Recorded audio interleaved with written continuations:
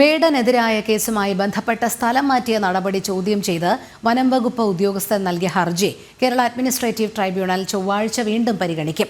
നേരത്തെ ഹൈക്കോടതിയെ സമീപിച്ചിരുന്നെങ്കിലും ട്രൈബ്യൂണലിൽ ഹർജി നൽകാനായിരുന്നു സിംഗിൾ ബെഞ്ചിന്റെ നിർദ്ദേശം.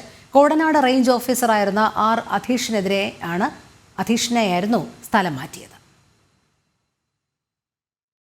റാപ്പർ വേടനെതിരായ കേസുമായി ബന്ധപ്പെട്ട് സ്ഥലം മാറ്റിയ നടപടി ചോദ്യം ചെയ്ത് കോടനാട് റേഞ്ച് ഓഫീസറായിരുന്ന ആർ അധീഷ് നൽകിയ ഹർജിയാണ് കേരള അഡ്മിനിസ്ട്രേറ്റീവ് ട്രൈബ്യൂണൽ ചൊവ്വാഴ്ച വീണ്ടും പരിഗണിക്കുക. ഹർജി നേരത്തെ പരിഗണിച്ച KAT വനംവകുപ്പിനടക്കം നോട്ടീസ് അയച്ചിരുന്നു. ഹൈക്കോടതിയിൽ മുൻപ് ഹർജി നൽകിയിരുന്നുവെങ്കിലും സിംഗിൾ ബെഞ്ച് തള്ളുകയും ട്രൈബ്യൂണലിനെ സമീപിക്കാൻ നിർദ്ദേശിക്കുകയും ആയിരുന്നു. റാപ്പർ വേടനെതിരായ പുലിപ്പല്ല് കേസിൽ മാധ്യമങ്ങൾക്ക് സ്ഥിരീകരിക്കാത്ത വിവരങ്ങൾ നൽകിയെന്നതിന്റെ പേരിലായിരുന്നു റേഞ്ച് ഓഫീസറെ സ്ഥലം മാറ്റിയത്. ഇക്കാര്യത്തിൽ റേഞ്ച് ഓഫീസർമാരുടെ അസോസിയേഷൻ പ്രതിഷേധിക്കുകയും ചെയ്തിരുന്നു. അതിനിടയിലാണ് ഉദ്യോഗസ്ഥൻ ട്രൈബ്യൂണലിനെ സമീപിച്ചത്. ഏകപക്ഷീയവും നിയമവിരുദ്ധവുമായ സ്ഥലം മാറ്റ നടപടി റദ്ദാക്കണമെന്നാണ് ഉദ്യോഗസ്ഥന്റെ ആവശ്യം. ജനം, കൊച്ചി.